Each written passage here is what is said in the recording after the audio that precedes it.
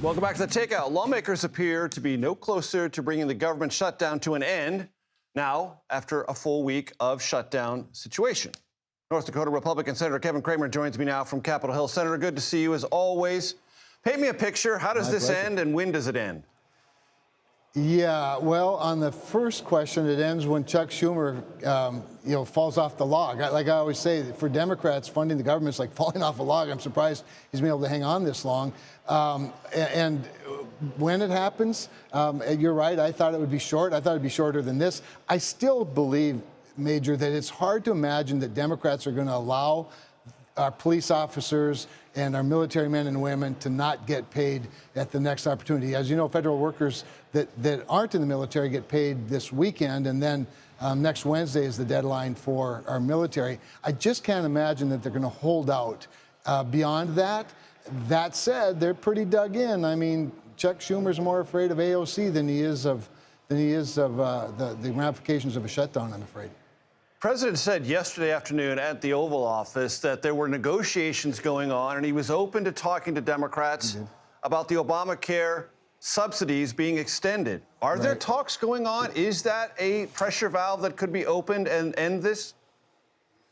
Well, Major, I think that's a possibility, but I don't think they can be extended. They won't be extended in the CR, and that's really a major point. We have to begin with this. Remember, this is a bill that has already passed the House of Representatives, which is by far the higher hurdle of the two. Having said that, now, of course, we're a week into it, as you said. Democrats are a little bit more dug in, but I still believe that we can do the clean CR. This is not an offensive CR. We passed 13 clean CRs during the Biden administration. And I just got to believe that once Democrats accept the fact that we will negotiate in good faith, probably with a solution that nobody will love but everybody can handle, that relates to the bonus premium assistance in the from the Biden era, which is, by the way, was designed in their law that only Democrats voted for and President Biden signed to end at the end of this year. So they set the expiration date, but we probably can come up with some proposal that works for them and for us, and but it just has to be after the government's reopened, so we have that good faith. Senator, today the president inserted rhetorically, and his director of Office of Management and Budget put it in a memorandum, some possibility that a 2019 law that President Trump signed guaranteeing workers furloughed during a federal government shutdown would receive back pay might not receive that. Are you comfortable with that? Well, we've looked at that law, and it's a little unclear. But the reality, Major, is I've been through a lot of these. I've never seen a situation where, if not the law, certainly the negotiated reopening of the government ensured that would happen. So would I be comfortable not paying people who have, whether you like them or not, or think highly of the agency or not, that they wouldn't get paid for work they did? I would be very uncomfortable with that outcome.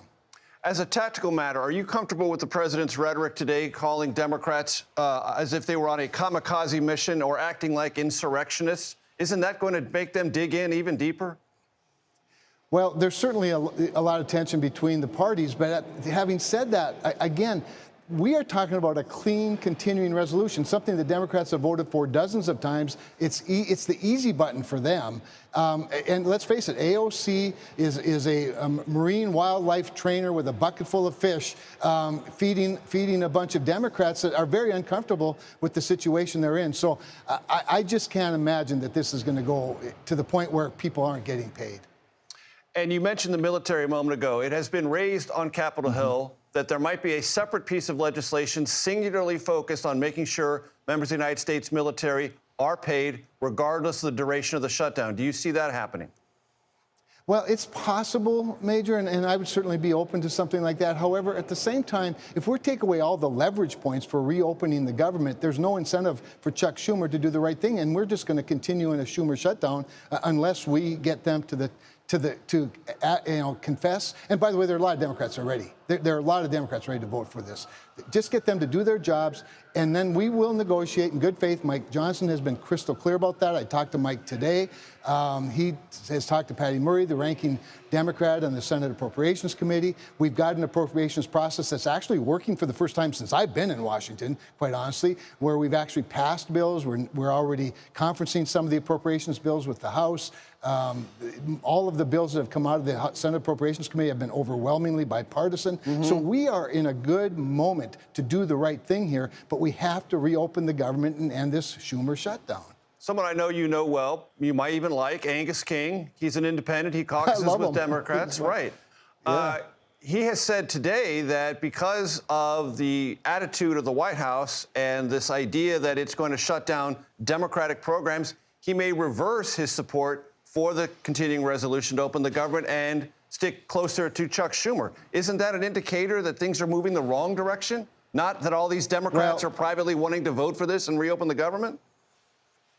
Perhaps, and Angus has been one of those moderate, transactional Democrats that wants to reopen the government, has voted to do that. And I think Angus is playing a little bit of the same leverage with Donald Trump as Donald Trump's playing with Democrats. I think we all ought to just sit down and come to a manageable decision that just passes this clean CR that's already passed the House. I keep stressing that because it's not unimportant.